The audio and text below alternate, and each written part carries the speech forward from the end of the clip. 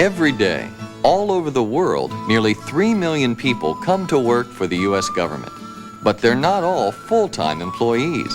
Some work for only a few weeks a year, others for only a few days. Some provide their services without compensation.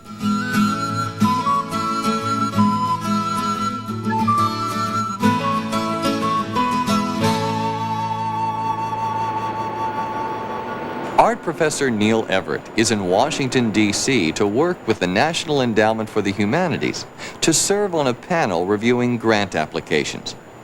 During his federal appointment, he'll become what's known as a special government employee, and in the process, he'll encounter some rules of conduct, some ethical questions he never had to deal with at Hanford University. By accepting a temporary position on an advisory committee for the Food and Drug Administration, Dr. Janet Franklin has also become a special government employee. In her regular job as a research physician at a large medical center, Janet never had to consider the conflict of interest laws and regulations that will directly affect her during her appointment. Because he's a consultant, Al Dover is used to giving advice and information. But now, as a special government employee advising the Navy on a new fighter plane, Al must be careful about what he says and does because of some very specific ethics laws and rules. The government ethics issues facing people like Neil Everett, Janet Franklin, and Al Dover actually arise before they physically show up to perform their government service. The questions arise first, on paper. Your directions were perfect. I even found a spot in front of the building. But I thought all the paperwork was finished. Almost. I just had a couple of questions about some of these items in your financial disclosure form. Oh, the stock I own in DSI, yes. Aren't they building the airframe for the plane you'll be consulting on? DSI? Yes. You know, there's a criminal law that prohibits you from taking any action on behalf of the government that could affect your personal financial interests. I thought I'd sell the stock before I started working on the project. Okay, but that might not be necessary. Why not? Well, it all depends upon how much stock you have. If your holdings aren't substantial, you might be able to get a waiver. You mean if I get a waiver, I can keep the stock? No. I was going to sell the stock anyway. Well, that solves that. But there's still the matter of your wife's stock in Mill Parts Corporation. Mill Parts? What's the problem with them? Well, they're the sub on the DSI contract. They're supplying the quick release fasteners for the new plane. I didn't know. Naturally, any advice you give us could affect the subcontractors. Of course. I just don't know if my wife will want to sell her stock right now. The same thing applies. If her holdings aren't substantial, you might be able to get a waiver, just for the Mill Part stock. I don't really know how much she has. Can I check and give you a call? Sure, no problem. Great. Suppose we run into a problem. Section 208 of the Criminal Code prohibits employees from acting on behalf of the government in certain matters in which they or their spouses have a personal financial interest. That's why Al's stock in the prime contractor building the plane and his wife's stock in one of the subcontractors presented problems. In conflict of interest cases like this, one solution is for employees simply not to work for the government on matters in which they have a financial interest. But sometimes, as the Navy ethics official explained, if the financial interest is not substantial, the restriction can be waived. Of course, selling the asset that created the conflict is also an option. Employees are also prohibited from acting officially in matters in which their minor children or private employers have an interest. How can a private employer's interest create a conflict? Ask Janet Franklin. Really, congratulations. That's exciting. Yeah, the Food and Drug Administration. I'm flattered. Hey, there's something I don't understand, though. What's that? Well, it seems to me that any drug testing standards your committee recommends for the industry are going to affect the grant you're working on here. You're right, they probably will. So, isn't that a conflict of interest? I suppose so. But the whole reason the FDA wanted me on their committee was because of my research experience here. Yeah, but if it's seen as a conflict, how can you... Apparently it's a fairly typical problem. That's why I was granted a special waiver. waiver provision in Section 208 can be used to exempt special government employees like Janet if the official appointing them certifies that the need for their services outweighs the potential for a conflict of interest. Janet was a good candidate for this kind of waiver because she's a highly regarded expert in her field, and because her employer, the medical center, wasn't going to be affected by the committee's work any more than other medical research facilities. Don't get the idea, though, that waivers under Section 208 are routine. Take Neil Everett, our art history professor, reviewing grant applications for a National Endowment for the Humanities peer review panel. He was told he'd have to disqualify himself from considering any applications that were submitted by his employer, Hanford University. Neil was also warned that reviewing certain other applications might call into question his impartiality. All of those people want grants? These are just the ones my panel has. Look at these. Retrospectives, international shows. Uh-oh. What? This one's from Marlin University, the Art Museum. I didn't know anything about it. That's Fred's division. That may not matter. How's it going to look if I recommend a grant for the art museum where my wife works? Neil would probably face reasonable concerns about his impartiality if he participated in a matter affecting his wife's employer. Because of these concerns, Neil should disqualify himself from reviewing that particular application, unless the agency he's working for specifically authorizes him to participate. When grant applications being reviewed are part of a competitive application process, reviewers like Neil sometimes have to disqualify themselves from reviewing an entire pool of applications, even if there's a conflict involving only one of the applications in the pool. A spouse's employment is not the only way impartiality issues can arise. Admiral? Dover. I didn't know you were a runner. Well, I try. Great day for it, though. Boy, you're right about that. I'm hearing good things from the program officer about your work on our new bird. Thank you, sir. Things are going pretty well. Listen, Dover, I might have something else for you guys. We've got some problems with those rotor blades we're trying to retrofit on the CH-32 choppers. Sounds like it's right up your alley. I'd love to help you out, Admiral, but isn't engineering dynamics making those blades? Yep. That could be a problem. A problem? Well, let's say the appearance of a problem. You see, I finished a job for them last month. No defense stuff, but, it might not look right. I didn't know you did work for engineering dynamics. Yeah. I'll tell you what. I'll have someone run it by our ethics officials.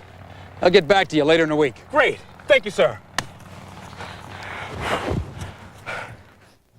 Because Al worked as a consultant to engineering dynamics within the last year, his working for the Navy on a matter involving this company might present an appearance problem. The rule is, if a reasonable person would question Al's impartiality, then he shouldn't work on the project, unless he's specifically authorized to by the Navy. Conflicting financial interests, impartiality, or appearance concerns. Are there any other ethics issues that affect special government employees? Janet, I understand you're working with the FDA now. Yes, I'm on a committee. It's really fascinating. I've never done anything like this before. Drug testing, isn't it? Quite a responsibility. It's going to make a big difference in the industry. Yeah, I suppose it will. You're talking to a lot of companies, too, aren't you? I hear Metatron has some fancy new laser analyzer. You know anything about that? Forget it, Sam. I can't talk to you about any confidential information. Excuse me. Oh, well, I'll buy you lunch. I mean, there's no law against that, is there? Hey, where's the birthday boy?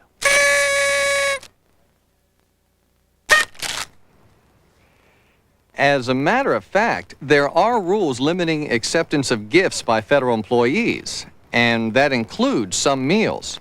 In general, you cannot take gifts from people or organizations that seek some kind of action by the agency you're working for, do business or seek to do business with the agency you're working for, conduct activities that are regulated by the agency you're working for, or have interests that may be substantially affected by how you perform your official duties.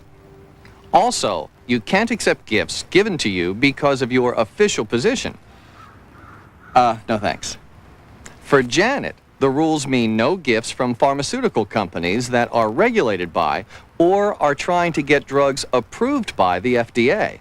For Neil, that means no gifts from universities or museums applying for NEH grants. And Al can't accept gifts from companies that have Navy contracts or companies that are bidding on Navy contracts. There are sensible exceptions that allow you to accept gifts from family members or personal friends. And it's okay to accept gifts based on outside business or employment relationships. For example, suppose Janet's firm invites her to a golf outing. She can accept as long as the invitation is given to her because of her employment relationship, not because of her position on the FDA advisory committee.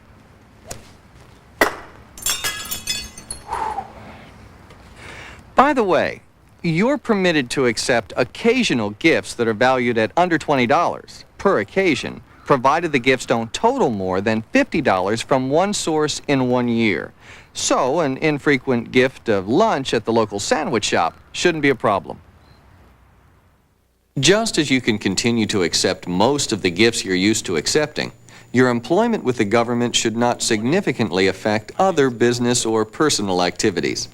There are, however, some special ethics rules on teaching, speaking, and writing.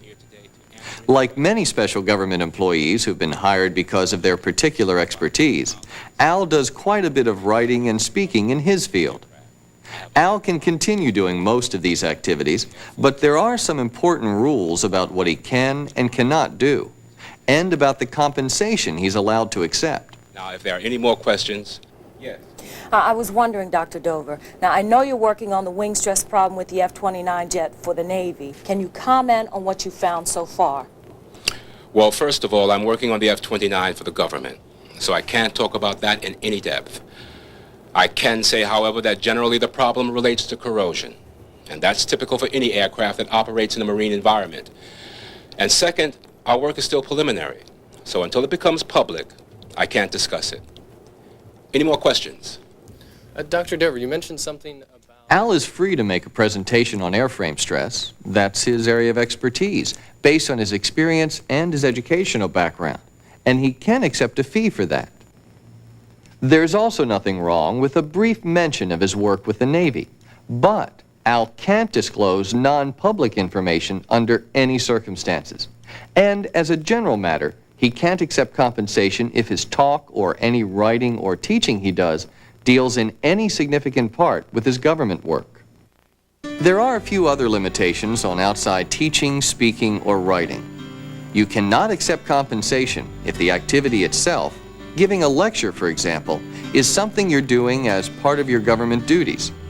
You cannot accept compensation if you were offered the opportunity primarily because of your position with the government, rather than because of your expertise. And you cannot accept compensation if the invitation or the compensation comes from an organization or a person that may be affected substantially by how you perform your government duties. There are also restrictions imposed by criminal statute on the extent to which special government employees can represent others to the government, whether or not compensation is involved. Paula.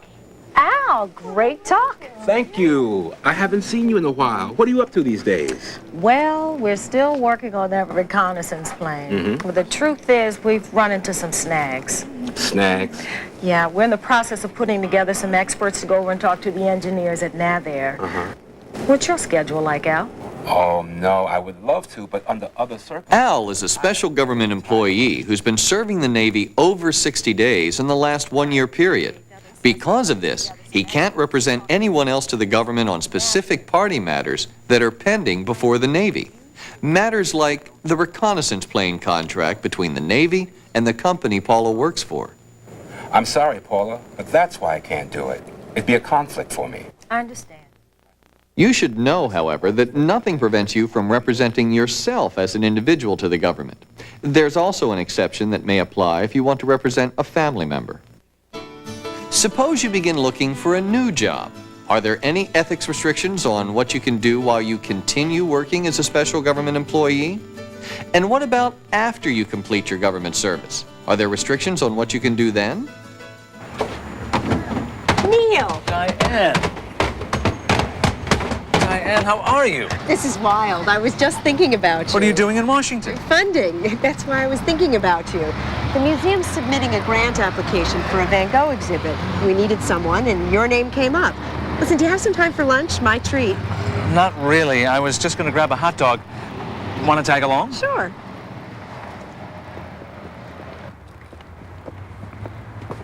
We could sure use you on this. You'd be perfect, especially now with all you know about NEH grants. Uh-huh. So, what do you think? Van Gogh. Oh, boy. It's just, well, you put in that grant request for the Cassatt show, didn't you? Sure did. Anything to tell me? No. In fact, Diane, I'd love to work on this Van Gogh thing, but I'm on the panel that's supposed to review your Cassatt application, and... You can't do it, right? Well, not exactly. I mean, not as long as I'm connected to your Cassatt grant. But maybe the agency could find someone else to do that review. Could they do that? I think so. Then I'd be free to talk about working on the Van Gogh retrospective. Let me see if there's a way to work this out. Great. How about that hot dog? Okay. Since Neil has now begun seeking employment with Diane's museum, the rule is that he can no longer act officially on matters that would affect the financial interest of the museum. Unless, of course, his agency specifically authorizes him to. Excuse me. Excuse me? Yes? Huh? Look, my government appointment is just about up, and I love this Van Gogh job. Am I going to have a problem here? Not if you disqualify yourself immediately, you won't. Are you sure? I thought there were criminal laws against representing someone back to the government after you leave government. What do they call them? Post-employment restrictions. Well, you're right, but in this case, working on the Van Gogh retrospective would be fine. Relax. Go get some lunch. For most government employees, like Neil, the post-employment restrictions only bar former employees from representing others back to the government on the same particular matters involving specific parties that they worked on as a government employee. The Van Gogh retrospective is a new matter, so it doesn't raise a post-employment problem for Neil. Suppose, though, that the art exhibit Neil is asked to represent on is not new and different. Suppose it's a matter he worked on for the NEH. Would that change Neil's post-employment options? Well, let's take a look.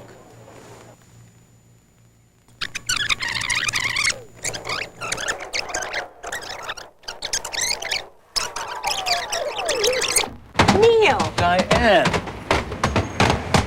Diane, how are you?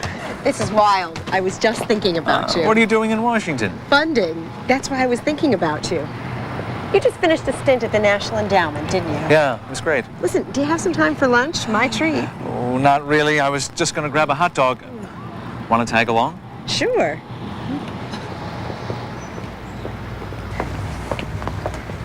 You know the grant we got for the Monet exhibit? Sure. I was on the committee that recommended it. Well, our project administrator just left, and we're looking for a replacement.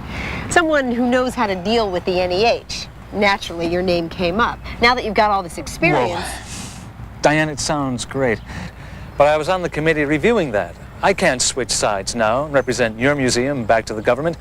Not on that same issue. But your appointment's over, isn't it? Doesn't matter.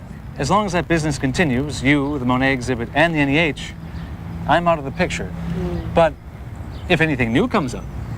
Well, we're thinking about a Van Gogh exhibit. Hot dogs. I swear I can almost taste one in my mouth. If your work for the government involves, say, drafting general regulations or standards that affect an entire industry, this post-employment restriction won't apply.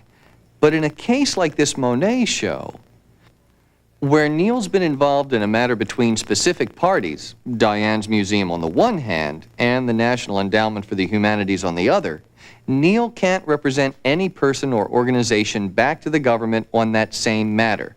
And that's forever, as long as the matter continues. That's perhaps the most far-reaching post-employment restriction affecting special government employees. but there are some others you should be aware of. Talk to one of the ethics officials at your agency before you leave your government position. Their job is to help, even if questions arise long after you've finished your government service. Serving as a special government employee can be a truly rewarding opportunity, a chance to play an important part in the workings of our government. As long as you understand the rules and regulations regarding conflicting financial interests, appearance concerns, the use of inside information, limitations on outside activities, restrictions on seeking employment, and post-employment activities. If you understand what you can and can't do under the laws and regulations that govern your employment, you'll always be able to make the ethical choice.